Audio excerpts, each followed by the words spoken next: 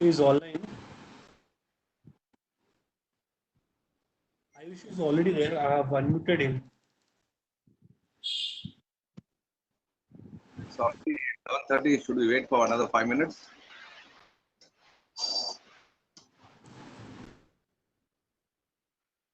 So we can go with the next question. So as of now, I have gone with Facebook Live as well. Hello. Hello.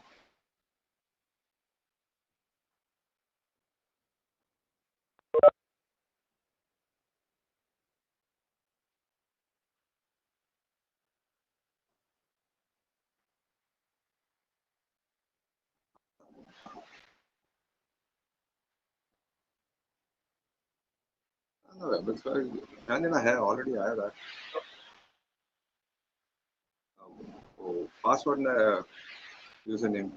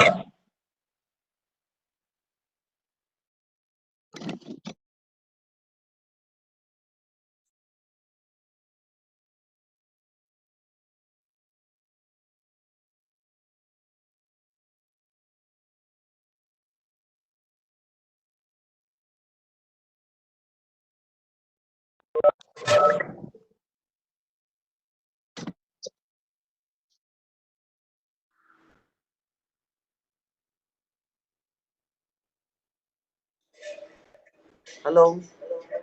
Hello.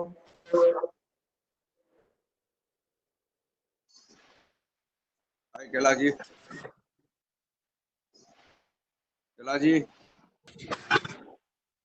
can you hear me Yes, I can hear you. I think Kailash is the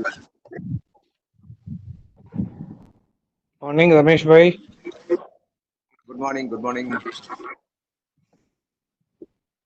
good morning Sanjay ji Kailaji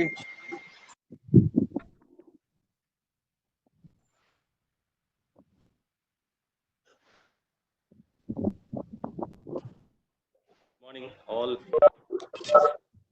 good morning Good morning, all. yeah good morning everybody Kailaji Morning, Ramesh ji. Good morning, Kailash ji.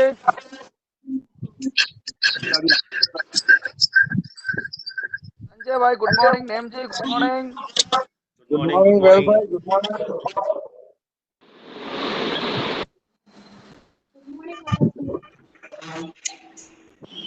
Well, good morning. Good morning, everyone. minute will start Before you start, I request the host to make co-host Peruji and Rameshji so that they can use the mic.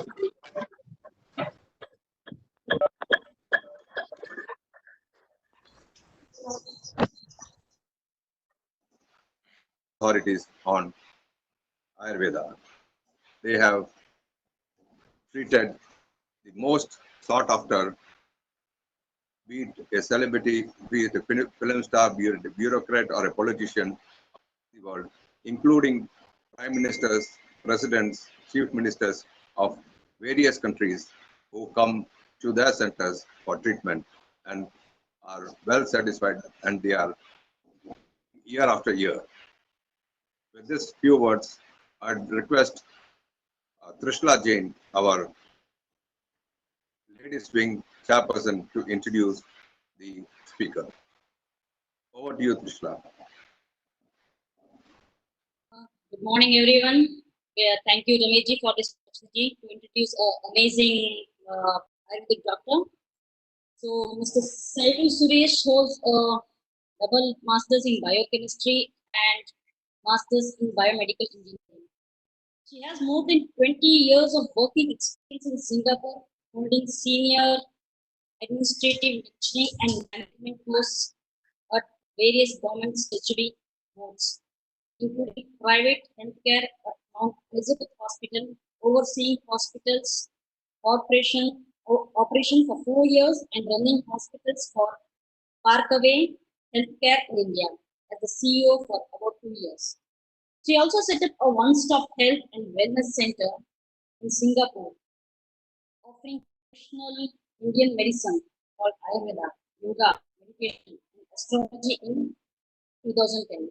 She started her second outlet in Singapore called the Ayurveda Pharmacy in 2014 and third in Siglap Center on 20th Feb 2016 with plans of expanding in India in 2020. Shailu is born with one of India's greatest traditional Ayurveda house called the Ayurvedic Pharmacy and has royal roots as well. She is granddaughter of great visionary and Ayurvedic physician late Ayurvedic P.V. Ramavayar. Shalu's father, late Sri Kerala Verma Kunjappan Rampuran, hails from Cochin royal family known for the rich culture heritage. So, we welcome Mr. Shailu Suresh.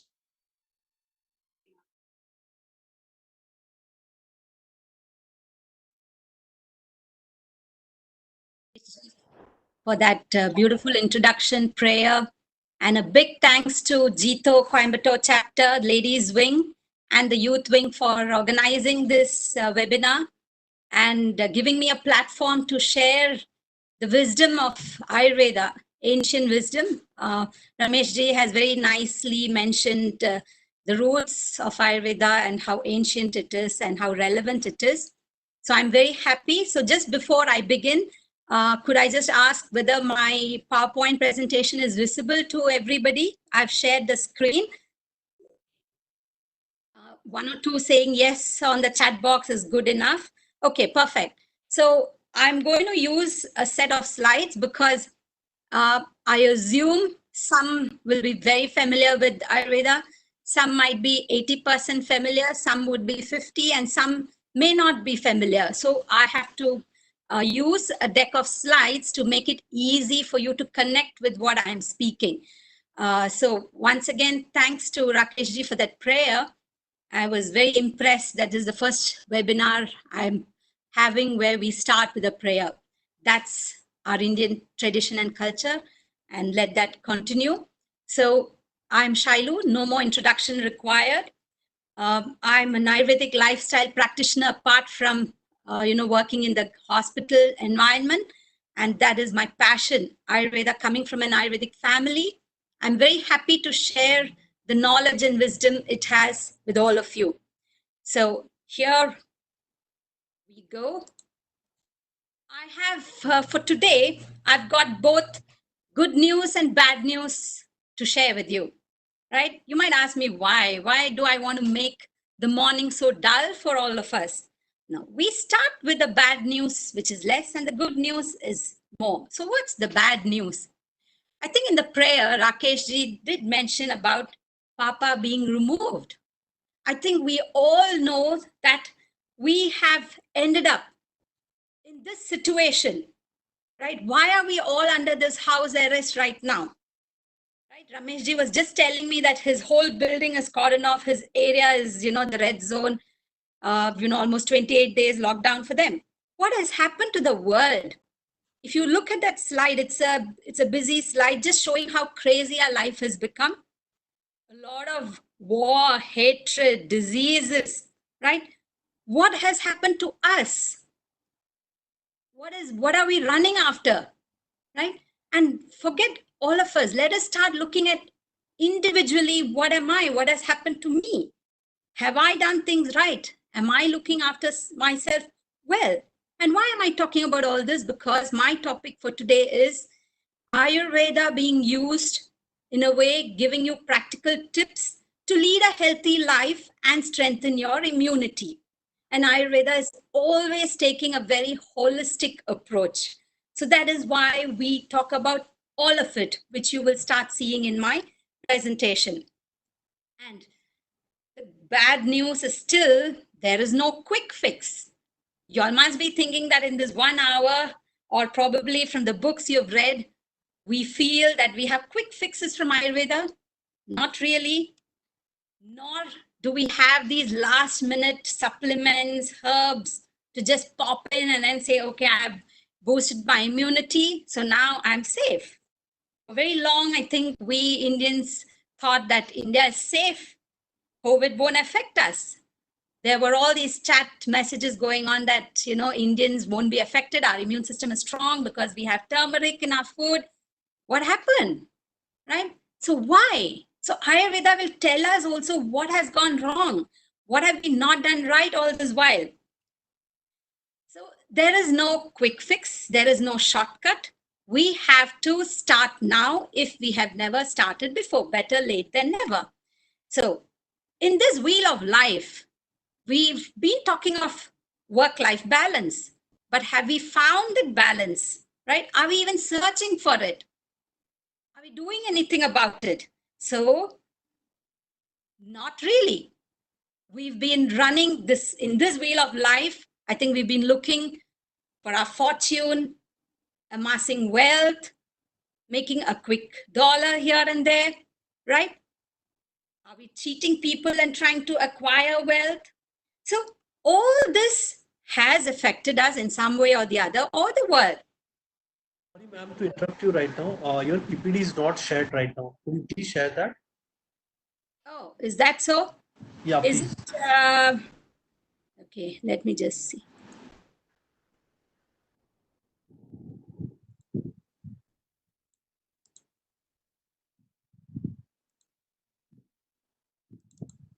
Yes, now we can see that. Thank you so much.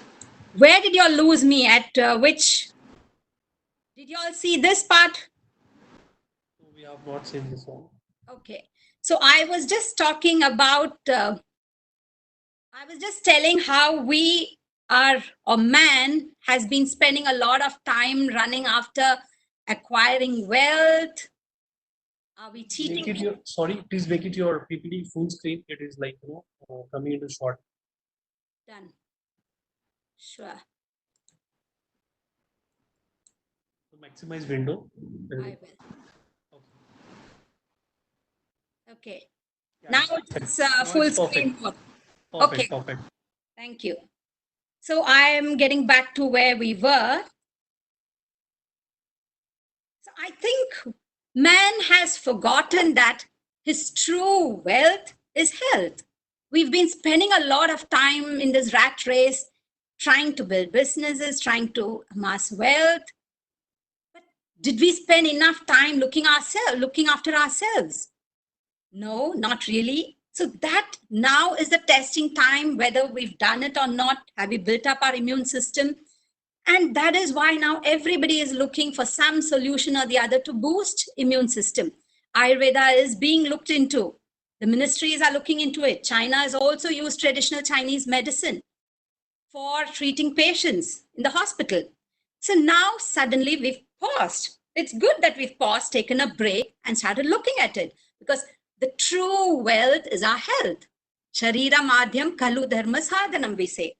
If your health is not good, even your mission in life will not be achieved. We are not able to achieve our mission if we don't take care of our health. So now, what is Ayurveda? How is Ayurveda going to help us? Ayurveda, the definition, of course, is all over in the dictionaries, in our books. It is the science of life. It's actually telling us how to lead our lives. And the first 3 lines, I liked it because I've been attending an e-conference in Ayurveda, which is it's going on right now, organized by Ayurveda Pharmacy, my uncle, Krishna Kumarji. So in that, a doctor mentioned that disease is new. That is, COVID-19 is a new virus. Man is not new. He's been there. He's existed for very long. He is old. But Ayurveda is eternal.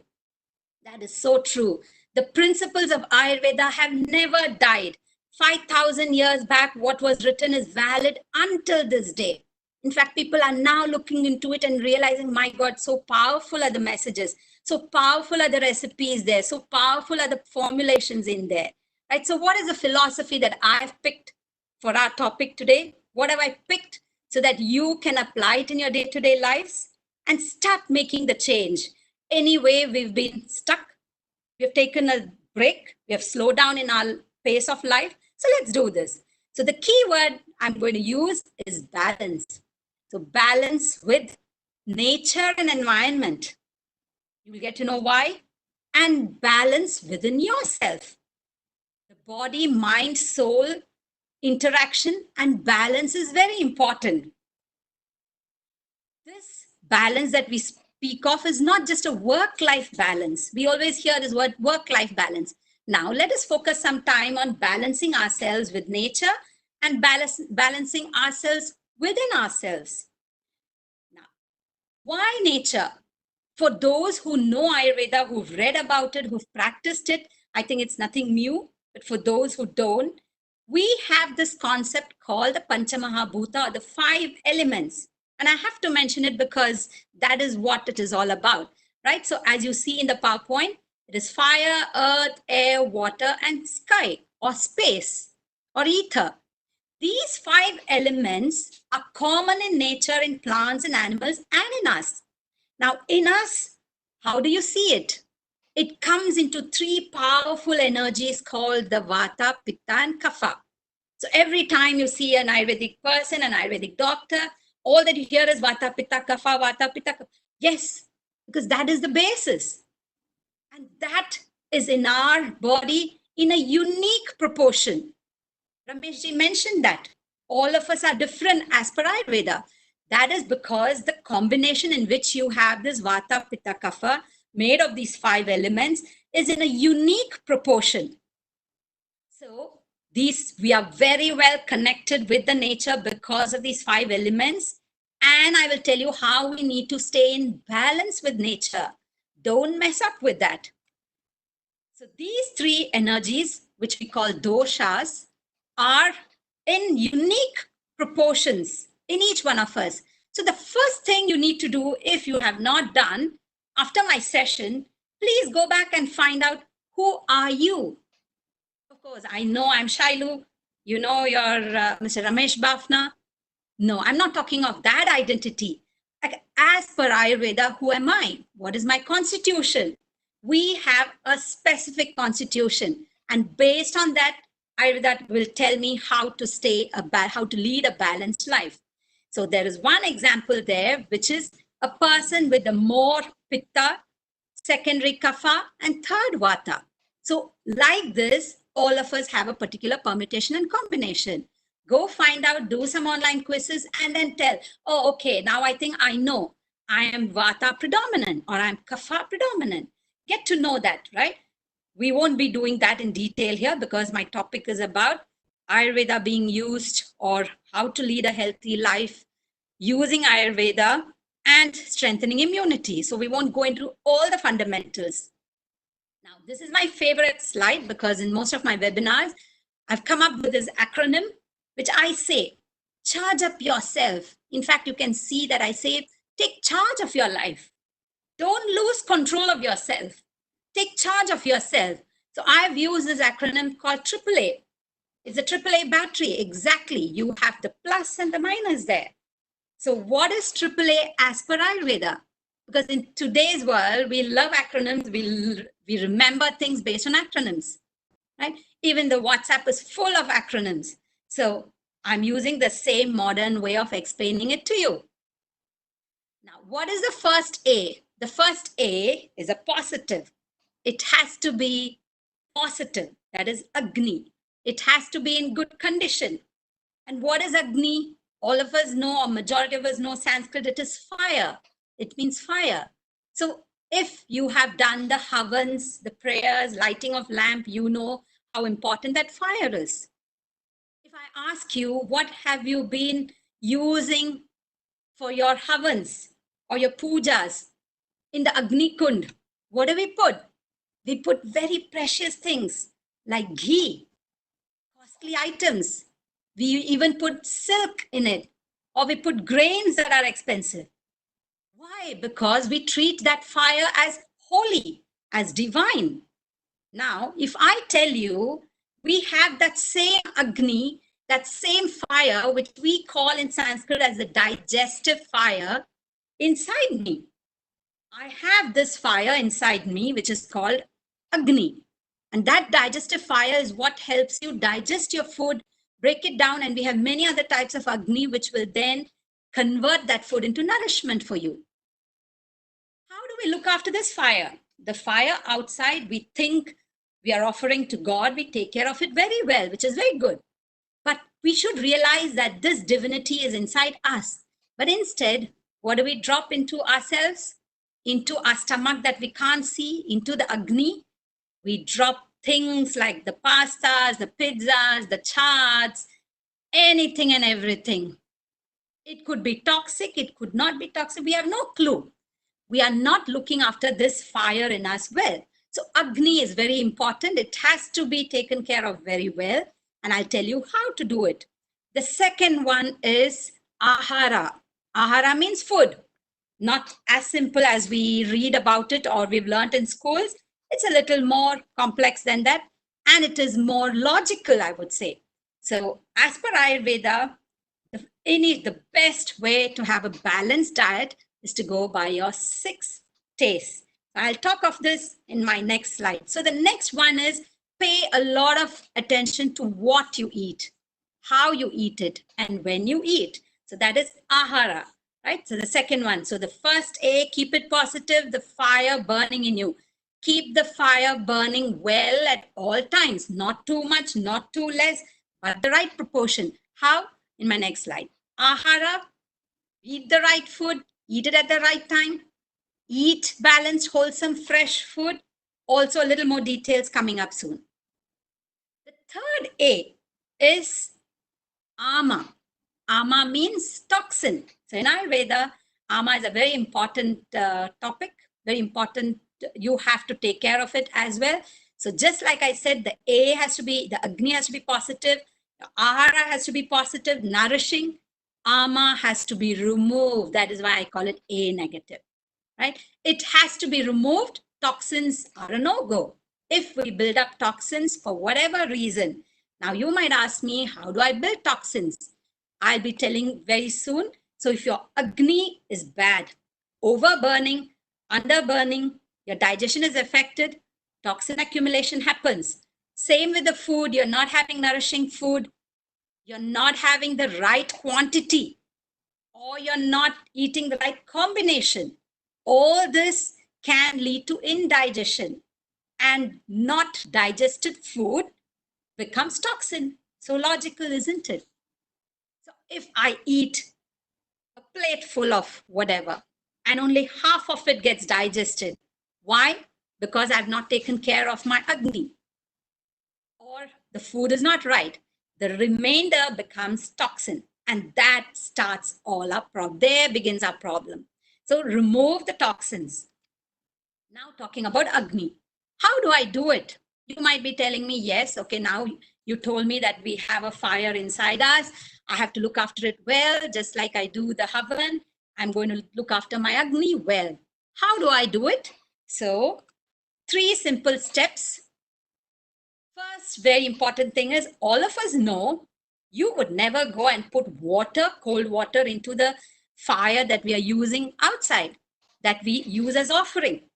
A lamp is never blown off and you only light it, right? So similar concept, don't dampen it. How do I dampen it? Many of us think that coming from an outside hot environment like Singapore, which is so hot at all times, you come back, open the refrigerator, drink cold water, cold drinks, and then you think, wow, I've removed the heat from my body. I've cooled myself down. Logical? No. Ayurveda very clearly tells you, in fact, even modern science tells us that our body functions at 37 degrees centigrade, ideal temperature for the enzymes to function. So please don't change that by drinking cold water, especially before you eat your food. Because the moment you're getting ready for food, your enzymes are getting ready to receive the food, there you go and then change the temperature, drink cold stuff, and then you're dampening the fire. So keep the fire burning. Don't overload it. Very important. So same thing for many of us who know how to light a fire in the pit, know how to light the barbecue pit, or know how to start the Agni Kund. You keep the firewood in such a position that air can enter. Same concept, your Agni inside your stomach has to be taken care of. So you don't fill up your stomach until here, beyond the stomach and all the way until our neck, our nose. Sometimes we stand up, fill in a little more. Just because I've paid 500, 600 rupees or 1,000 rupees for a buffet, I must make sure I eat all of it. I must taste all of it. No, please eat in moderation, half full, so that your stomach has space for air and water and your fire continues to burn. Then only digestion will happen in the proper manner. So don't overload. Do not overuse it. Give it rest. Take breaks, especially at night. So the best rule is eat when you're hungry. When you're hungry, it tells us, the body is telling us, your food, your previous meal is digested. Okay, I'm ready now. Give me the next serving. Go ahead and eat. But instead, we keep snacking. We keep having coffee, tea. It's become a habit. Don't do that. So have it at regular intervals. Once in a while is okay, but have regular timings to eat. And night, please give your Agni, your digestive system, a complete break. That's why doing a long fast at night, having early dinner and then fasting is going to give it rest. All the digestive system cells that were working very hard will start repairing itself, getting fresh for the next day, right? So 3 things for Agni, you don't do all these and it'll be burning right. Now, for some reason, you think that my Agni is not burning well. It is very feeble. How do I know? How do I know that it is not burning well? The moment you eat and you feel bloatedness, you will know it, right? If you eat and you feel light and you're still able to work, that means your Agni is burning well. Your digestive fire is in good condition. The moment you eat and you feel bloated and you feel like not comfortable, don't go and have an antacid. That's not the solution. Make sure the fire burning happens properly or bring it back into condition once again. So for that, Ayurveda does have herbs. For everything, we have herbs. In fact, every plant on earth has medicinal values. That is how Mother Nature is so kind to us, right? So Trikatu is a combination of these 3, black pepper, long pepper, and dry ginger. It is sold as proprietary medicines. It is sold very easily in many places, or you yourself can crush it, powder it. Even if you don't have long pepper, go with these 2. Just have a pinch of this for those who feel that their digestive system is not working well or they have this bloatedness. And if you really don't know what's your problem, consult an Ayurvedic doctor. So this takes us to the next A, which is Ahara. Ahara is food, like I told you, but it's not just equal to food. In Ayurveda, we are even told how to eat, when to eat. In our school, they don't tell us, don't eat while driving. Don't have your sandwich while you're driving. One hand on the steering wheel, one hand eating the sandwich. Everything is given to us so in detail. Now, what is a balanced diet as per Ayurveda? As per Ayurveda, a balanced diet is that meal which has all 6 tastes in it. If you've never heard of this concept of 6 tastes, 5 tastes you would have heard. 6th one, astringent. Many might like, what is astringent? Right? I've never heard of it. So what are they? Sweet, sour, salty, pungent, astringent, bitter. So astringent is the only one that I will tell you what it is, because it is that food. The moment you eat it, it actually absorbs the water, it removes the water from the tissues and gives you that dry feeling in the mouth. So we have a lot of vegetables and fruits that come with this property. So we are supposed to have all these 6 tastes each time you have your meal. Again, you might wonder, I don't know what is what. How do I eat? It is not, it doesn't stop there. Ayurveda also tells us you must eat according to your constitution. Your constitution, I told you the first step is, after this talk, find out who you are. What is your constitution? So if I am Pitta predominant, for example, I will eat food with all these 6 tastes, yes, but I will not eat too much pungent food. I will not eat chilies. Logical? Makes sense? Because chilies will make my fire. Pitta means it's too much of fire in me. That goes high. It'll be aggravated. And I end up with ulcers in the stomach, could be skin disorders, acne, lot of issues, which also we know how it progresses into disease, right? So eat according to your constitution. So you need to know who you are. The other thing that we tell is Viruddha Ahara. Avoid Viruddha Ahara or the wrong combinations. In Ayurveda, we have around 18 Viruddha Ahara, and some of them are like, don't eat against your capacity. And the first thing I'm telling you that is because I spoke about it. I told you if your Agni is strong, and how do you know if it's strong? A person who has a strong digestive system or digestive fire, they eat now, say at 11:30, exactly 3 hours from now, they're hungry again. Provided, of course, you're eating light vegetarian food. That's digested well, and you're ready for the next meal, right? But if you have a very weak Agni, you get bloated, and then you go and keep eating very heavy food, that is against your digestive capacity. So that is a Viruddhahara. Mixing hot and cold is Viruddhahara. Now there is this big fanciful way of eating hot jamun with cold ice creams, right? All this is no-go. Having fruits with yogurt, sour with milk, this is again a no-go. So like this, even honey. Let me talk about honey because it's become such a common practice. Ayurveda's Viruddhahara also tells, don't go against the mode of preparation. Don't prepare it in such a way that it creates toxin. So as per Ayurveda, if you add honey into something hot, it actually becomes toxic. So this lime juice, early morning lime juice, hot with honey is not good. We will never know it over a few days, over a few weeks, but the way our body works is the toxin accumulation starts today, but it manifests as a disorder many years later also, right? So don't. We have all this documented, which is a Viruddhahara, what is good for you, what is not good. It's all there. My topics, when I do nutrition in detail, I go into all these specifics. Now, the second one I would say is follow the Ayurvedic clock. Is there something called an Ayurvedic clock? I only know the normal clock, that I see, the circadian rhythm that I follow day and night. 6 a.m. to 12, 12 to 6. No, there is an Ayurvedic clock. Again, in my next slide, you will see it. We have to know when to eat. Most important thing I keep telling, because I think 80% of my audience or 90% are Indians. We tend to eat late at night. As per our Ayurvedic clock, you don't eat after a particular, when the sun sets. After the sun sets, there is no more fire there.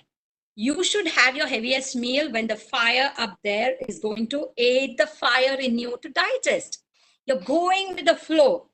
Just like you swim in the direction of the river. You try swimming against it. You could be the best swimmer, but you tire very easily. So go with the flow that you see in nature. So again, put yourself in balance with what's happening in nature and will be perfectly fine and healthy. So follow that. In my next slide, I'll talk about the clock. And finally, practice discipline while you're eating. So I think some of us do, some of us don't. Even in Viruddhahara, we say, follow a pattern, follow a routine, follow the order. What is that? The order is you empty your bowels, you empty your bladder, then you eat. We've seen some of our children who actually in the midst of eating will run to the toilet. Even that is considered not good. Then respect the food that we eat. Offer some prayers and eat, because that is divinity. It's going to give you nourishment. I told you the fire in us is divine. Even the person who cooks food, I always mention this in my talks. The person who cooks food for us, by the way, since today is Mother's Day, happy Mother's Day to all the ladies, all the mothers out there, because we mothers do most of the cooking. Of course, a lot of fathers do. No offense against the men out there, but happy Mother's Day, because every person who cooks food for the other person has to cook with a lot of love, a lot of positivity. The negative thoughts in them affect the food, right? So all this is what we mean by ahara. Have it in a balanced way. So are we what we eat? Now that I have told you Agni and ahara, if I ask you, are we what we eat, or what are you what you digest? It is what you digest. You could eat the best food, the most nourishing food, right? And in Agni, you can start with ghee, because ghee is considered extremely nourishing, pitta pacifying. But if your Agni is not in good condition, you're not going to digest well. You will end up with ama. So you are what you digest and not what you eat. So the third one is ama or toxins. I told you, if digestion doesn't happen properly, you accumulate toxins. And if we accumulate toxins and we don't remove them, they block channels in the body. Shrotas, we call. You start blocking the passages of flow. The cell-to-cell communication is lost, right? So this is a dangerous one. Has to be A negative. Remove it regularly. Don't let it, don't ignore it, and don't leave it there, because the longer you leave it there, it slowly moves out of where it was formed. And it goes into the rest of your body, and it manifests according to your constitution. So if your pitta has gone out of order, your pitta creates toxins which will move very easily to the skin. So if you see, if we see, or the doctor sees somebody with psoriasis, eczema, acne, it's a typical pitta disorder because of wrong diet, wrong lifestyle, right? It's so simple. So all that the doctor does is, if you go to an Ayurvedic doctor, they'll tell you, no, stop eating. And finally you're like, what can I eat now? Yeah, because the root cause is from food. And night, your lifestyle, everything they look into, because it's a balance of all this, right? So regularly detox. How can I regularly detox? There is Triphala Churna. Many people, it's so popular, people just can't buy it off the shelf and go. So have Triphala on a regular basis. Even children can be given. Check with the doctor how you want to give it. Start it today. It's a very safe, long-term, mild laxative. It will not cause any problem. It helps us flush out toxins that we do not know that we are accumulating on a day-to-day basis. Remove it on a regular basis, right? Then you also can start this process called Abhyangam.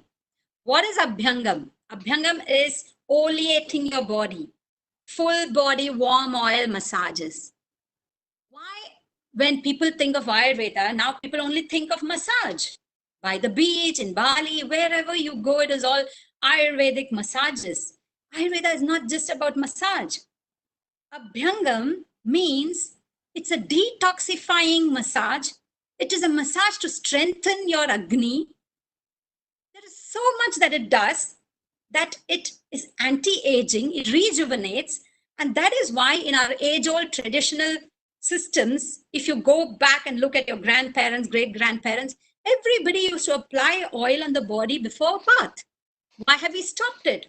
Starting from your head till your toes, we did it. That is Abhyangam. So you can still do it at home with a lot of good oil. Ayurveda has a lot of herbal oils. According to your constitution, you could choose your oil. And if you really are lazy and you don't want to and you don't mind because we're leading a stressful life, I want to just go and have a nice Ayurvedic relaxing massage, go for it. There are a lot of centers. Go to an authentic one where they really use the Ayurvedic oils and not just 2 drops of aroma oil. No. Go to an authentic place, get your regular detox. Even once a week, without your knowledge, the toxin will be removed when you do this. So Triphala, Abhyangam, and finally, we have been so busy, right? My business is doing well, my job is keeping me busy. I've had no time to do all of this, sorry. But one day my health will take a toll. And then I like, oh no, I've got back pain. You might think, what is the connection between back pain and whatever I've spoken about? Back pain is considered as a vata imbalance. And in Ayurveda, we just set that balance back and your back pain is gone. There are therapies that remove it. So, kapha disorders, respiratory, bronchial constriction, asthma, all this is because of toxin buildup. Even sinusitis. Many people end up with all the sinuses blocked. Do you know how? It is simple toxin buildup, kapha buildup here. So we just remove it. We don't surgically remove it. We have therapies to remove it. So if you think we have reached that stage of disease disorder, and really then your Triphala is not going to help, Abhyangam won't help, see the doctor, the best is go for Panchakarma. So Panchakarma is not just to remove the disease, even on a regular basis, once a year, go for a Panchakarma, spend a few dollars, spend a little rupees so that your health is wealth. Take a break. When I tell, our customers or our patients, come for a 28-day Panchakarma. What do I do for 28 days? How can I give up my job for 28 days? Now what are we doing? In Singapore now we've already crossed 30 days. We are 37 days into our lockdown. We could have easily done a Panchakarma. So once a year, do a Panchakarma so that your toxins are removed and flushed from the system. Then is the lifestyle. So not enough you do the 3 A's, Agni, Ahara, and remove your toxins. Lifestyle is very, very, very important. See my Ayurvedic clock over there? You have to follow that. It comes in 6 portions of morning and night.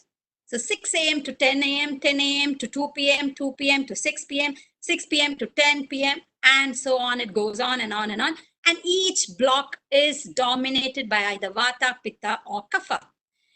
What does that have to do with me? Ma'am, what does that have to do with me? It tells us when to get up, what to do in each block, when to eat your heaviest meal, when to work, when to do your yoga. So Rameshji spoke about Ayurveda having meditation and yoga incorporated. I think yesterday Jito had a talk on exercise, importance of exercise. Very important. But when to do exercise is also important. And who should do excessive exercise? A Kapha person can afford to have a little more exercise heavier than a Pitta or Vata.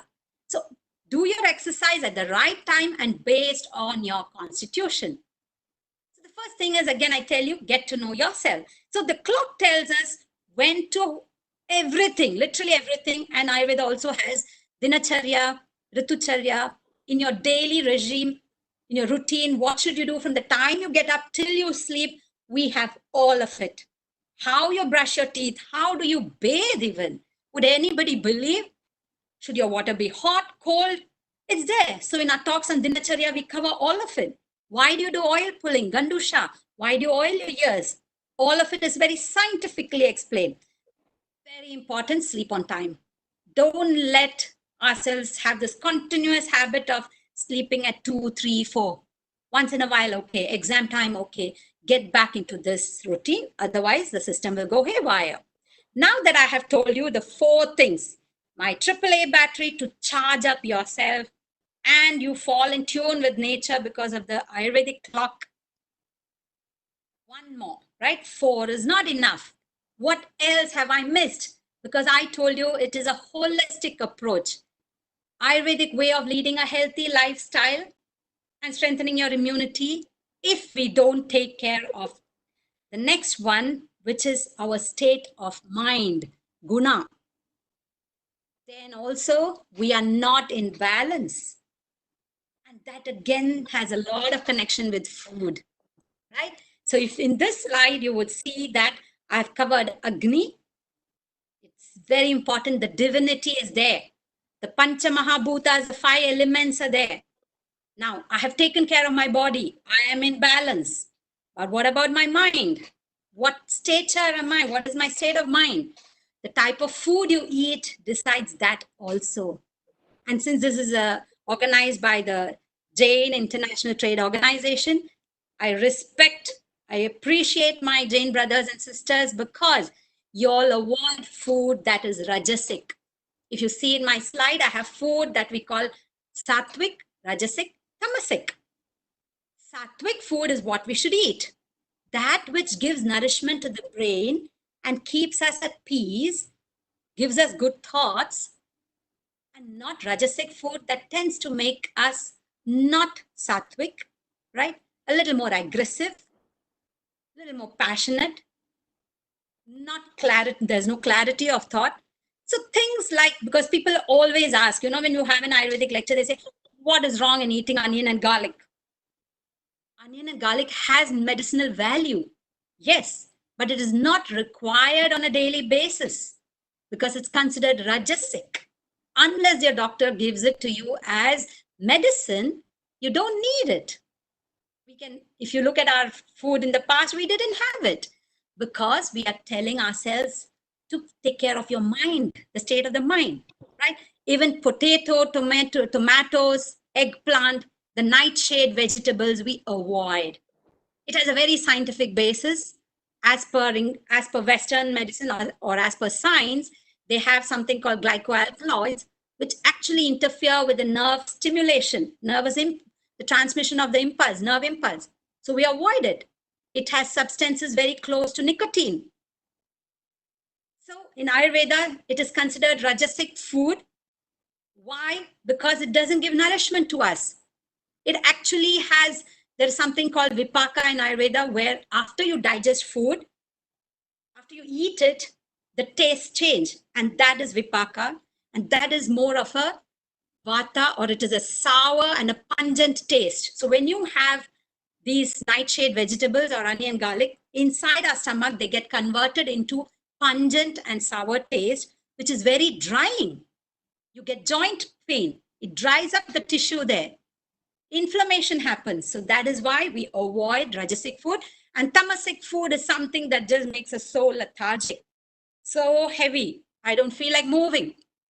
So don't have this too often. Everything is in moderation. Yes, sometimes we do have all of it.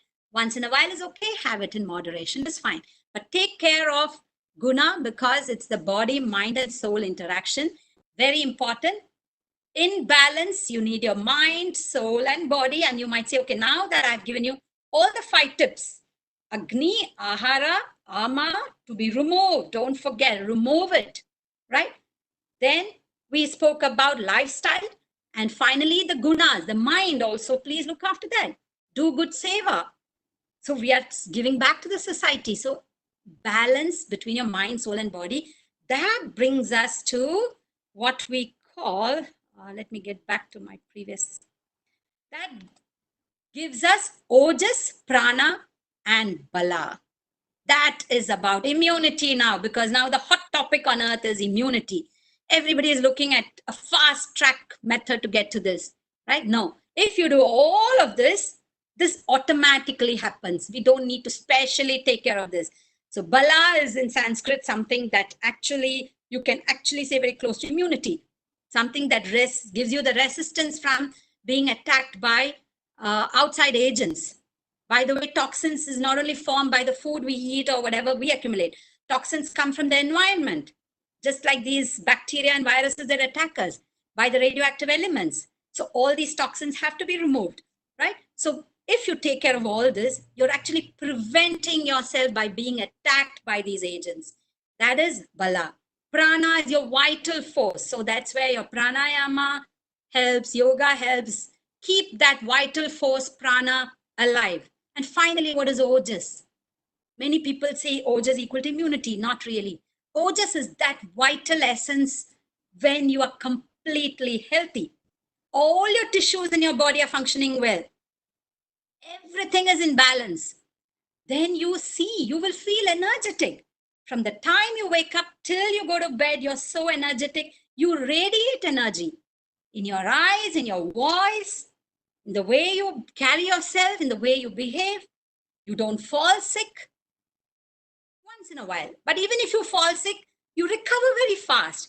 This is Ojas. That is the essence of life.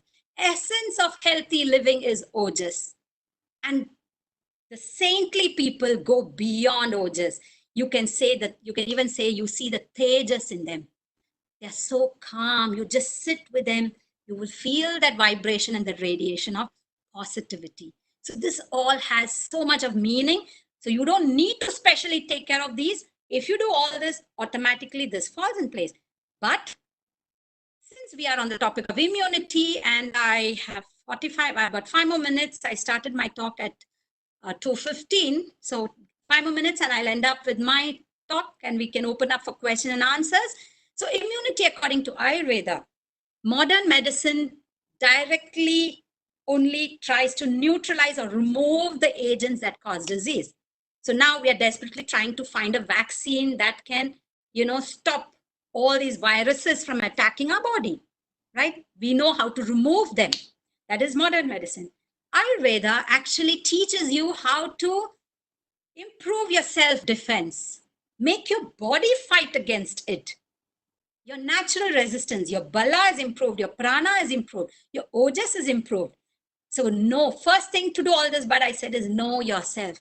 Second is when you know yourself, empower yourself. Empower yourself in such a way that nothing can disturb you, right? Nothing can disturb you. And of course, we have to go through all these immunizations and things like that because even in a vaccine, the vaccine will only protect you against that particular bacteria or virus, not against everything that is out there. So every few years, see, when did SARS happen? 2003. 17 years later, you have the next SARS-CoV-2. The same version coming back in a different form 17 years later. So how do we know that it's going to end here? In our lifetime, we might. I'm not being negative, but let us be prepared. So know yourself, empower yourself, make your body stronger so that you become your natural defense mechanism. So that is where everybody is telling us now, at least start boosting up your immune system. Start taking care of yourself. But I will never tell you to take the shortcuts and just pop in a few pills here and there. That doesn't help. So prevention is better than cure. And that is exactly what Indian Ministry, Ayush, is doing. Very happy that we have all these general guidelines. See the first one telling us to take Chyawanprash, golden milk. I don't need to teach all this because this has been floating around in WhatsApp. Follow this, right? See, drinking warm water, even drinking jeera water or cumin seed water, antioxidants will help you do it regularly because antioxidants remove the free radicals and you're boosting your immune system without your knowledge. But 1 day, 2 days doesn't help. It has to be a routine throughout your life, right? Start it now. Daily practice of yoga, pranayama, turmeric, all these herbs, which now I will talk about the last bit about rasayana. It's because Chyawanprash is mentioned. Why are we taking Chyawanprash? Now that I told you about the 5 things, how do I prevent the disease from entering myself? And suppose I have gone through the disease, I've come out of it, whatever disease, I'm not just talking of COVID, right? Even a cold, flu, anything. Or we've had other illnesses like typhoid, so on and so forth. When you come out of it, how do I prevent myself from falling sick again? So entry, and when you recover, how do I keep myself strong? For that, we have an Ayurveda called Rasayanas. Rasayana, one example here is Chyawanprash because it is the most powerful one with amla. If you saw the Triphala, it had amla in it. Amla is like a wonder fruit. It has 5 of the 6 tastes that I spoke about. The 6th, only one taste which is missing in it is the salt taste. All the others are there. It's so powerful. In Rasayana Chikitsa, they use this and that gives you a lot of nourishment. So Rasayana is used for prevention rather than curative. Some of it helps even with cure, which I'll show you in the next slide. So when can you have Rasayanas like this? Before you fall sick, which means take Chyawanprasham regularly for years. Nothing is wrong. The young and old who tend to be immune compromised especially, give children this on a daily basis and just see how their immune system will get stronger. And don't just wait for the cold to set in. Then you give them antihistamine, cetirizine, then you do the gargling, then you take salt water and whatnot. Do this on a regular basis. The Chyawanprasham will help you. That's the best. Only if you have diseases, disorders, diabetes, etc., check with your doctor if you can have it. After you come out of an illness, we are not God, right? We do fall sick. We are human after all. So when we fall sick and we recover, we come out of it, continue your Rasayana treatment. Take something that suits you. One is Chyawanprasham. It has all that you want, antiviral, antifungal, antibacterial. It clears up your mucus, your respiratory tract, right? And it's made of amla. We Indians know how good it is. It's the richest source of vitamin C. You don't need to run after our oranges and lime and so on. This is the best. And there is another one called Agastya Rasayanam, become very popular during this COVID season because COVID, we all know, is affecting the upper respiratory tract. Mucus formation, very dangerous. So people, especially, okay, after you know yourself, if you think you're a kapha predominant person, kapha predominant people are those with more of the water element in them, the earth and water element. They tend to be on the bigger side.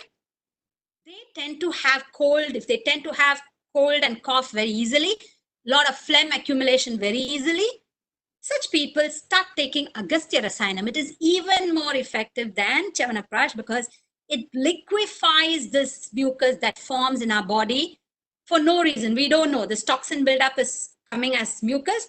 Without your knowledge, it will liquefy it and it will remove it. Even very bad wheezing, very bad bronchial constriction can be removed with this Agastya Rasayanam, right? So that is about the Rasayana Chikitsa.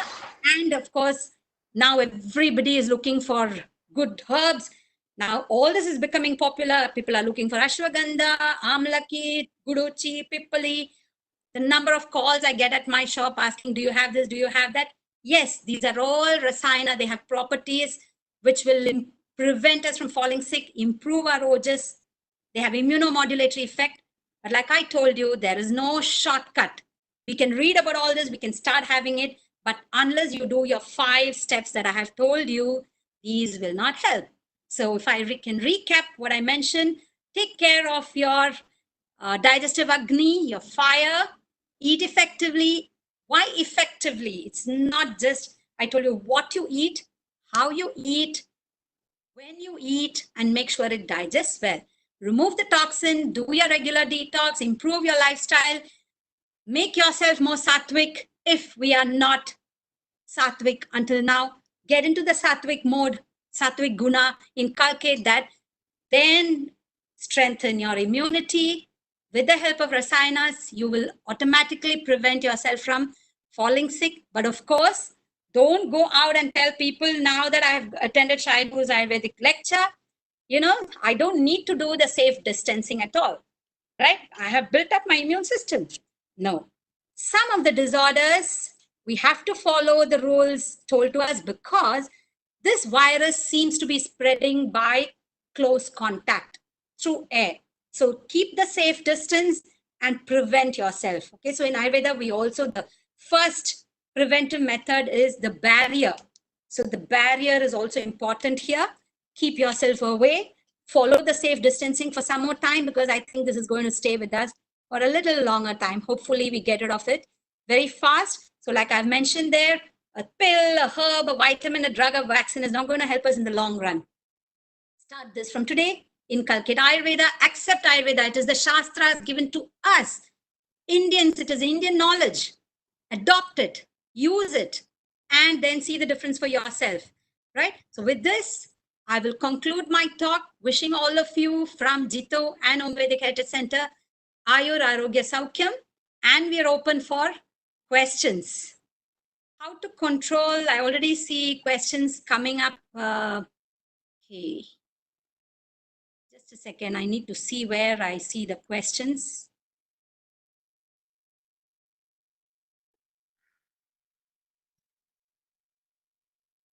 Okay.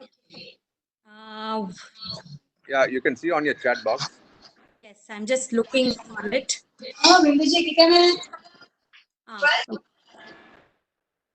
Can some, okay, I think I see it.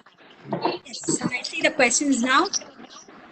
Thank you for the comments. And how to use honey, I think I mentioned that. Please use honey only when it is brought, when the liquid or whatever you're adding it to is in room temperature and not when it is hot. Okay, and how to control cholesterol and high blood pressure. See, cholesterol and high blood pressure again is already a disorder. It has come out of a lot of toxin accumulation in the body. And if you're already on English medicines, we usually don't take people off. We don't go to an Ayurvedic doctor and say, look, I don't want to take my BP medicines from tomorrow. Can I do it? No. We start therapies where we detoxify. We would even start with probably things like Shirodhara, where the balance, the hormonal balance is brought back. Slowly we monitor and we tell you to go to your English doctor and start reducing the dose of your medicine. Cholesterol, of course, we have medicines, we have Gritams where we can help control the cholesterol, keep it in balance, and also we do big time diet correction for this, right? So that is for cholesterol and high blood sugar, but you have to see the Ayurvedic doctor. Any specific medicine for diabetes? Or we have plenty. We have the Guduchi, Amrita, or Giloy, which we call. People have started taking that in plenty. But again, if you're on insulin and you're on metformin, we don't remove that. We add this on so that we slowly bring the balance back in the body and start reducing your dose of a medicine that you've been taking. So the earlier you come, and when you see the symptoms setting in, start Ayurvedic medicines before you get, especially we help people with thyroid issues also. Before you get into the thyroxine, we very well can control that. So the earlier you listen to your body signals, that's what I can tell you. The first symptom, the first signal, go and visit an Ayurvedic doctor, correct your diet. Okay, so any Ayurvedic food after 50 years for health, if you're more than 50 years, of course, the best thing I could say is keep it very light. Okay, so that's relevant to me too, 50. So I keep it light, try to skip dinner because dinner is a big culprit for us. We just cannot digest. We should realize that our organs are also aging with us. So eat light food, eat some cooked food. I did not mention this. Raw salads is a no-go because when you have raw salads every day, you're actually making your Agni work very hard. When you cook it, it's easy to digest. So eat cook, moist, warm food and keep it light. Okay, and try to keep your dinner very light or nothing at all. Even better still, start getting used to soups or something light in the night. Can you share your presentation by email? Definitely, I will send the PDF file to probably Urvashi, who's organized this, and Ramesh ji. I will send it to them. They could circulate it to you all. Most of your talk can be related to the excellent. That is why I appreciated my Jain brothers and sisters, because you all give a lot of importance to the guna, the sattvic mind, and the way you practice it in your day-to-day life, and your food is excellent. I wish more people take on to vegetarianism, especially because vegetarian food is sattvic, right? Easy to digest. All the greens give us more oxygen. What vegetables need to be taken? Of course, like I said, there are just too many out there. You have to eat according to your constitution. Get to know what is your constitution. Even I wouldn't say everybody must eat a lot of green leafy vegetables, right? So there is no one standard answer or one quick fix or one, solution for everybody. We eat according to our constitution. Too much of greens doesn't go very well with people with high pitta. What fruits need to be taken? I think the questions are general. Like I said, Ayurveda is very, very, very specific. But I can tell you what we should not have. So for vegetables, I said avoid the nightshade vegetables. Potatoes are no go. Eggplant, it's a craze in our Western food. No go at all. It can cause all these arthritis problem, vata, wind. Potato also causes wind. I think we all know that very well. Tomatoes, so all this can be avoided. Fruits, similarly, eat. One thing I miss telling is don't eat a platter of fruits. Don't mix everything. Eat one fruit at a time, right? Because we don't know the vipaka of this. Vipaka means the post-digestive taste. That combination might give us problem. So fruits is important. I could very well do a separate session on nutrition where I'll go into these details. For COVID protection, I have shared those some of those herbs in my slides. You will get to see it. Please speak in Hindi. I think I'm not very good at that. I do speak Hindi, but not as a lecture format. I might fail there. How can social distancing be maintained during massage? Hence, at this time, we are all closed. Sadly, our therapy centers, even mine in Singapore, we have closed. We are not doing massages because, yes, we don't know who is coming with the flu, asymptomatic especially. So no contact. We are only dispensing medicines, e-consultations. So no, let the problem be sorted out. Let the curves flatten in almost all countries. Then we get back to this. So do it on your own, right? Do your massage on your own at home. Any medicine for gallbladder stone? Yes, plenty. Plenty of medicines for gallbladder, kidney. Again, I wouldn't mention the medicines names here because we have to see the doctor and take their advice. Things like Gokshura, we have herbs. So, but the doctor is the best person because they even see your pulse, see what is out of balance, and then prescribe according to your ailment. Should we stop massages for time being? Preferably, yes, please, especially if you're going to an unknown place.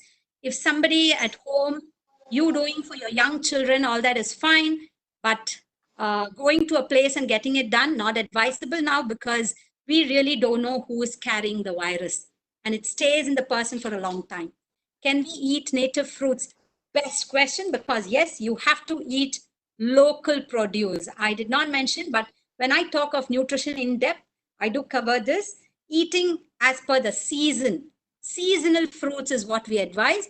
In those days, we would only get seasonal fruits available in the market. But now, what has happened is because of import, export, you get all fruits throughout the year. Like, simple example, in winter, we shouldn't be having fruits that are cool. For example, that which has too much of water in it, like watermelon. Very cooling. It will increase the kapha in you. So we are supposed to eat. So when watermelon is had in summer, cooling, right? So we eat according to the seasons. Thank you, informative session. What about being going vegan, like no milk, no cheese, no honey? Okay, I love because these are all nutrition related questions. I couldn't cover it in my 50 minutes, but Ayurveda never says no to milk or ghee. Ghee is extremely nourishing. Very good to have a teaspoon of ghee every day because it removes toxins. The deepest toxin in the body is removed. In fact, we do therapy with ghee. We say no to curd because it's fermented. Buttermilk is very good, but no to cheese. Cottage cheese, which is a paneer, once in a while is okay. Honey is nourishing, but for the kapha people in moderation. But why do people go vegan? I'll tell you. In Ayurveda, milk is nourishing, especially for the vata and pitta people, you require it. The mother who is delivered is high vata. In confinement time, milk is essential.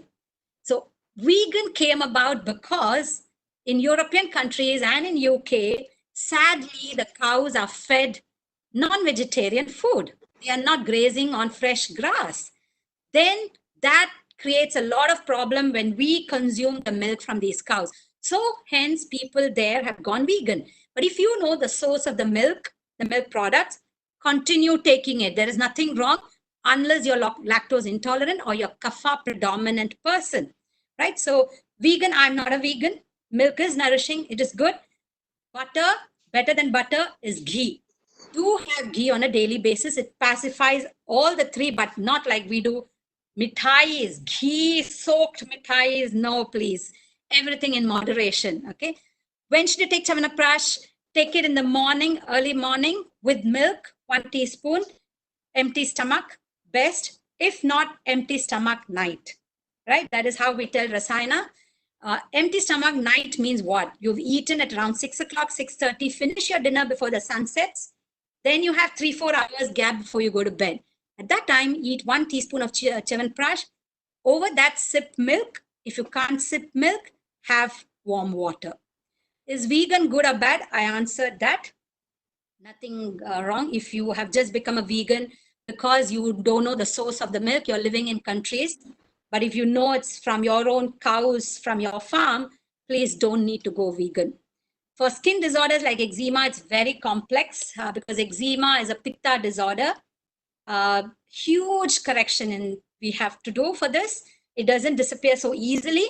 That's why I tell before the disorder comes and manifests, sort it out. Once it manifests, especially if it is a vata disorder, it is more difficult to remove it. Pitta, kapha, the doctors have medicines. So eczema, we have external therapy, internal medicines, diet correction, lifestyle correction. Even people who do a lot of travel, overseas traveling, they miss the circadian cycle, the rhythm is gone. You're flying to US back and forth too often. Your timing has gone haywire. They tend to go out of balance too very fast. You may not realize it now. For such people also, we recommend Shirodhara. We have things that we tell them, please take so that you keep yourself in balance. Your Vata, Pitta, Kapha has to be in balance. So eczema, all that, I usually tell them to see the doctor. Before sunset dinner means at 6 p.m. Yes, please. Because in Singapore, of course, we've adjusted our clock. The sun sets around 7:15. But for us, the timing is such. But in India, yes, 6:15. Please try to eat by 6:37 latest. It's very difficult, I know. But if you look at the Chinese, our Chinese sisters and brothers here, they so well finish their dinner by 5:36. Then you might ask me, but I get hungry. By 9 and 10, I'm hungry. So what we do is have vegetable soups, or at the most have a cup of warm milk, because milk actually helps us get good sleep too, right? So I know a lot of us in India tend to eat at 9:30. When I remember my grandmother's days, the kitchen closes, literally the door is closed at 8 o'clock. After that, you don't get anything, right? So please eat. The last, okay, because the questions are coming. Do we have time for these questions, or should I continue, Ramesh ji or Ranjit ji? Morning, how much of a gap should we have after I think you can continue. People are quite interested, and I just want Perfect. to ask you one question, madam. Yes, please. In allopathy, there is no treatment for gallbladder. Yes. When you go to a doctor, the first thing he says is, please remove your gallbladder. Yes. But then I understand from an Ayurvedic doctor friend of mine that you can ensure them through medicine that the gallbladder stones can be dissolved. Yes. In fact, Very much. I am taking the treatment now for almost a year. Yes. And next ultrasound that I do, I will know whether it is, it's successful or not. But Let's I just pray for you. Definitely, we should see positive results there. Yeah, I just want your opinion, to know from you whether this is true or whether it's true that you can dissolve gallbladder stones. Yes. So, see, again, it all depends upon the size of the stone. So, when you present the condition to the doctor, the Ayurvedic doctor, be it gallbladder stones, be it cysts, a lot of women come with cysts, fibroids. We look at the size of the stones, even if it's kidney stone. So, when it is in the smaller size, millimeter, we have certain millimeter up to which we definitely have medicines that dissolve it and it flushes out of the body. So, it is possible. But when people come to us, when it's really big, it's already causing pain, obstruction, then it can get dangerous. So that's when we tell them, okay, I think it's, don't play with it.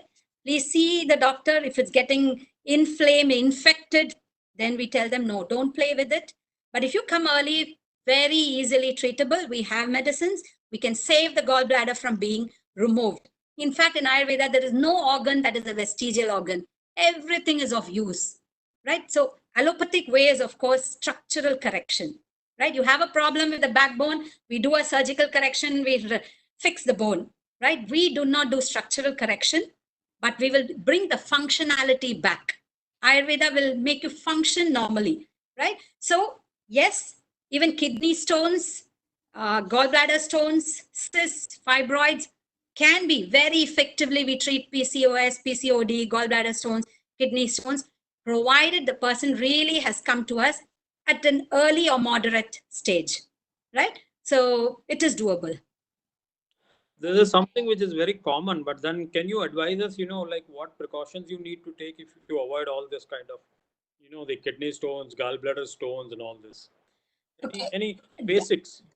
See, diet also forms a part of how we accumulate these things and the way we eat. So, stone forming food is the first thing. Anything that tends to accumulate the calcium in us or our absorption is not right. Two things the doctor would set right. One is the Agni, like I said. We might be wondering why. Actually, I'm not eating that sort of food, but why is this happening? Right? That's because the doctor might have to first sort out your digestive fire. If the Agni is not proper, first thing, go sort that out. They will make sure that your digestive capacity is good. So they will give you medicines like Indukantam Kashayam or Indukanta Ghritam, just to make sure your digestive capacity is doing well. Of course, the doctor has a range of things that they play with. Then they will tell you things like tomato, for example, tends to have a lot of stone forming substances in it, right? So too much of that, if it was part of your diet, we will say remove it because that aggravates the situation. Now, if you already have the stones, you don't want to worsen it, correct the diet, but now you need the medicines that will break it down and flush it. So that's where I mentioned something like Gokshara is very effective in breaking and dissolving these sort of stones, right? And then, of course, the massages. So we also have external therapies in Ayurveda, which is not just Abhyangam. We have many, many types of therapies where the oil takes the herbs into the skin, into the organs, and then helps you flush it out. So it's not just internal, we also have external therapies like Shirodhara. People wonder, how can you sort out skin problem by pouring, we pour buttermilk, medicated buttermilk on the forehead. What is the logic between curing eczema or psoriasis by pouring buttermilk on the forehead? We control the glands, the hormonal glands, through the oil poured over your skin. Skin is the largest organ in the body.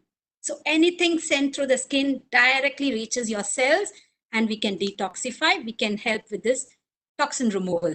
So stones is also considered a toxin because it's going to block. I told you it blocks channels, it blocks obstruction, flow of the fluids, right? So yes, I cannot tell you what to have and what not to have like this, but there are a lot of things. In general, this is what we will do.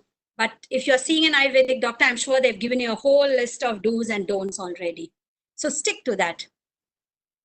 And somebody asked me about Chavanaprash, what is the gap we should have before we breakfast? Usually we give at least half an hour to 45 minutes gap between anything. If you're taking Kashayam or any Lehyam before breakfast, half an hour, 45 minutes will be enough. 1 hour will be even better. Can we eat 3 or 5 course food? See, and we don't have this concept of 3 course food, 4, 5 course, 10 course food. Like I told you, it is a balanced meal. As long as you have the 6 tastes in it. I can just have a thali with my rice, ghee, dal, vegetables, but it should have all the 6 tastes in it. So that is my balanced diet. So make sure your 3 or 5 course food follows the Ayurvedic concept.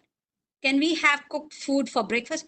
You should have. See, having cornflakes, at least, okay, it is soaked in milk, but having dry salads, having dry fruits, again, I must tell you, we all think dry fruits is very healthy.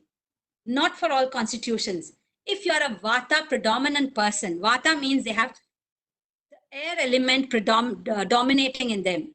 For them, dry fruits aggravates the vata. So for a person who's kapha with more water in him, dry fruits is okay. So we cannot try to keep dry fruits in moderation. Fruits, one fruit at a time. Don't have a mixture of fruits. The Virudahara I mentioned, but best is cooked food, steamed food, like the idli, dosas, right? Anything that is easily digestible, even the steamed banana. See, the steamed Kerala banana is extremely nourishing.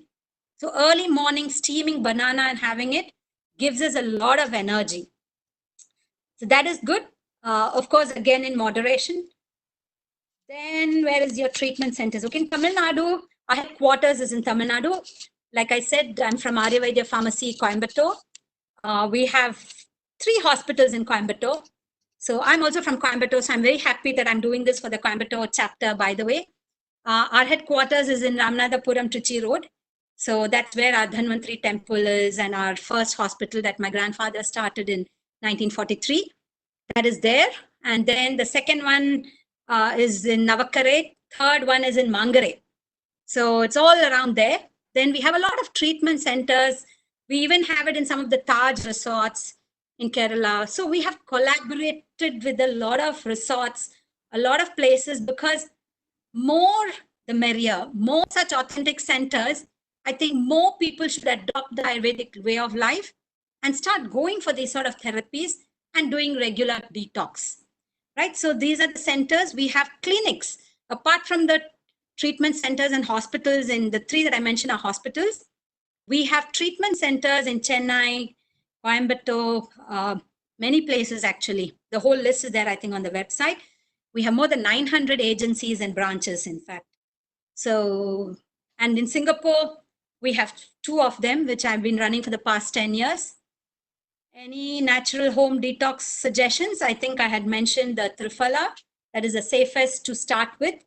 Triphala is the 3 herbs or 3 fruits, 3 phal, Amlaki, Vibhitaki, and Haritaki. Start with that. A lot of gurus are also preaching Triphala these days. As they speak, they do talk about Ayurveda because it comes from our Vedas, it comes from our Shastras. And one thing they commonly tell people is go vegetarian, do detox, right? In detox, they do mention Triphala. So Triphala is a simple and okay. Another one I would say is don't be scared of ghee. Take ghee in moderation. Start your food, your first spoon with ghee, a little bit of ghee, salt, and that rice stimulates your Agni. In fact, ghee pacifies Pitta, Vata, and Kapha. But like I said, if you're already having, ghee mitai, ghee this, ghee that, then no. So for those who don't have ghee at all, start having a little bit of ghee. And those who are having too much of ghee, cut it down, because mitai, again, has a lot of sugar, processed sugar, refined stuff, again, is not considered wholesome food. It creates toxin, right? That is why we say no to white sugar. Get it out of your diet.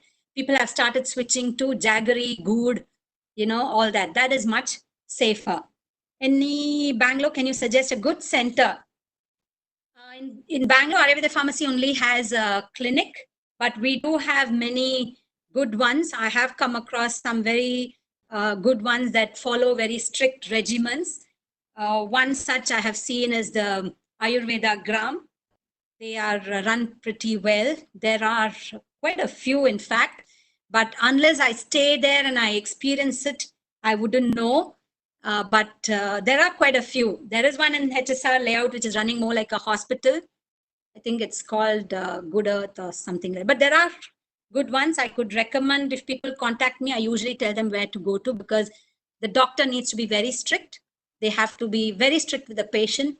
Then that center is a good center. Traditional Rajasthani breakfast is ghee and khakra. Is it good? Yes, like I said, ghee is nourishing. Khakra, see, another thing I didn't touch upon is we eat according to our environment also. We eat according to our surroundings. So if you go to the colder parts, in winter, the way we eat is different. Summer, you eat is different. So if you go to Kerala, they eat the red fat rice. It's okay, you can digest it. In Rajasthan, khakra And ghee, why ghee? Okay, you're adding ghee because you're improving the nutritional quality of what you eat, right? You're already pacifying any vata, pitta, or kapha imbalance in it.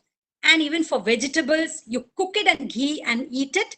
It will even remove any toxic formation there. Any imbalances that it has by nature will be removed. So kakra is not bad. But like I said, eat in moderation. Don't overeat, right? Eat half full. If you think 2 kakras is enough, stop with 2 kakras, right? And I've seen the consumption of yogurt. Curd is also commonly had in North India, in Tamil Nadu. We love yogurt, right? Actually, Ayurveda says no to yogurt. Buttermilk is safer. But again, Ayurveda also says habit. The body gets used to something that you are constantly having. So until you fall sick, then you remove yogurt. Otherwise, it's part of your diet. You've gotten used to it from small. Our body has gotten used to it. It is fine, right? But the key word, the rule of the thumb is everything in moderation. So 2 kakras, okay. You know 3 is too much for you. 4 is like, I can't get up from here now. Please don't do that, okay? Medicine for thyroid, BP. Like I said, we have medicines. I'm not an Ayurvedic doctor and we never prescribe anything like this. We do 8 or 10 methods of diagnosis. We look at the tongue, we look at the skin, we look at the nails, we look at your eyes. Everything is studied. A lot of questions are asked. Then we choose the medicine according to your constitution and then prescribe it. So I safely put you all in touch with my doctors. After this, I'm very happy to share the contacts of my doctors too. You all can do e-consults, WhatsApp consult with them. More than happy to do that, but not like this over chat group. I know diabetes it's coming up again and again. Sadly, in India, we just have too much of diabetes related issues, metabolic related issues. So set things right after seeing a doctor. Dose for Triphala for 50 years and above, of course, you could have like half teaspoon. 5 grams. 5 grams means 1 teaspoon mixed in 1 cup or half a cup of warm water. Leave it there for 10 minutes, then drink it, right? So if you tend to have constipation, if you're above a certain age and you're constipating already, then 1 teaspoon may not be enough. You can even go up to 4 teaspoon, which is around 20 grams. It's fine. So you will know whether it is having any effect or not. But if you want to do it on a regular basis, like twice or thrice a week, 1 teaspoon, which is 5 grams, in a half cup warm water. Jeera water is the best.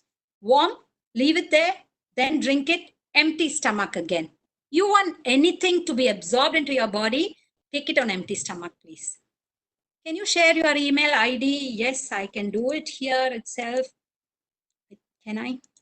Here I can.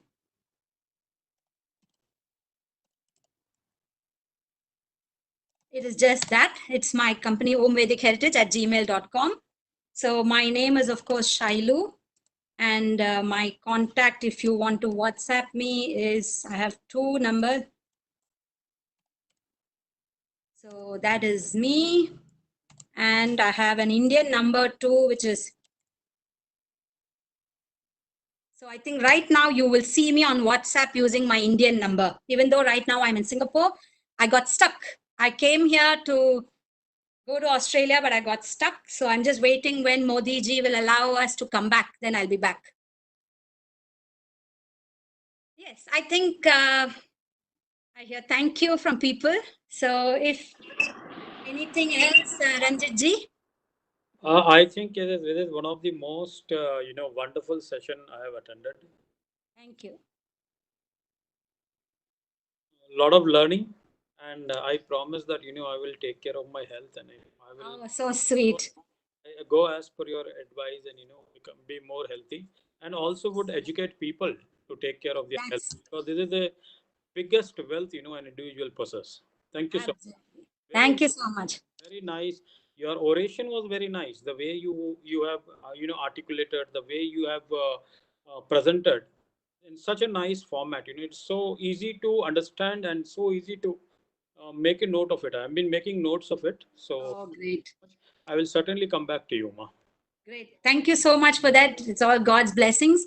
Once again, thanks to Jito and Ramesh ji and Ranjit ji and Rakesh ji, Urvashi ji on the back of whatever she made this happen. So we always, it's the grace of God.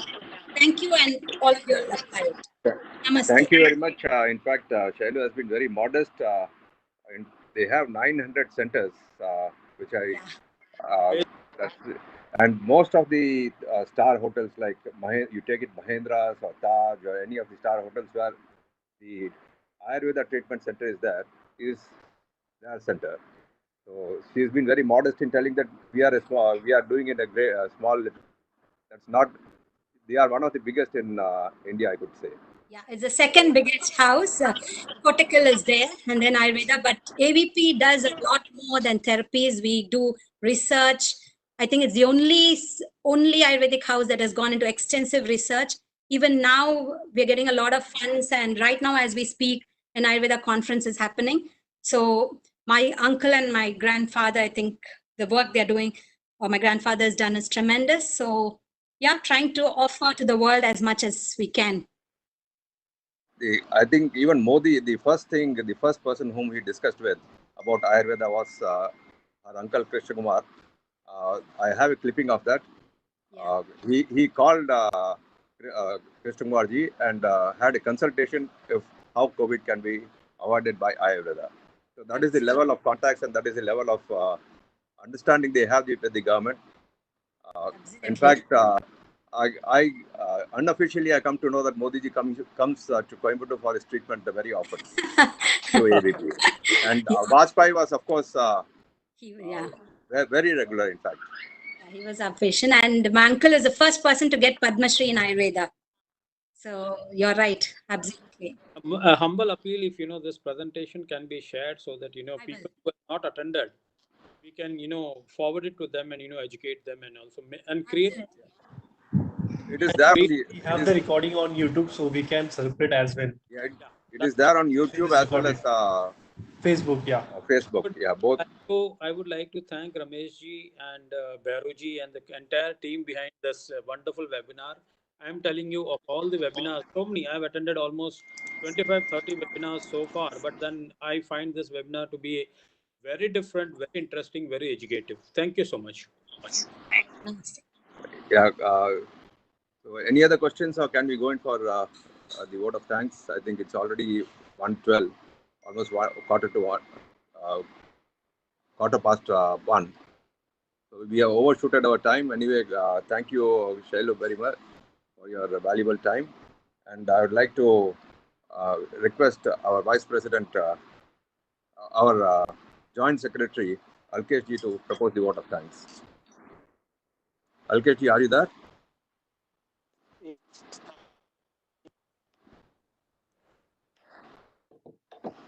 A very good afternoon to all. Yeah. A very good afternoon to all.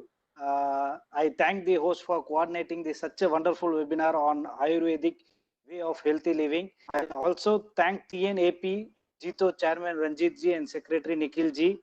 I also thank TNAP Joint Coordinator Madam Urvasi ji and all the Apex team members and all the members who has participated in this meeting. One and all, thank you all. A special thanks, I would like to mention Indra sir, who has been very cooperative. The moment I told him that we need a YouTube link or a Facebook link, immediately he said on the spot, yes, I'm doing it. And before we could hang up on the phone, it is done. I really appreciate your efforts. Thank you, sir. And thanks a lot. Urvashi, thank you very much. It was a great session. And of course, the host needs a special thank. And our speaker has really enlightened us. Thank you very much. Thank you. Have a good day. Hope to see you in Coimbatore very soon. Yeah, me too. Thank you. Thank you. Bye-bye. Bye-bye. Bye-bye.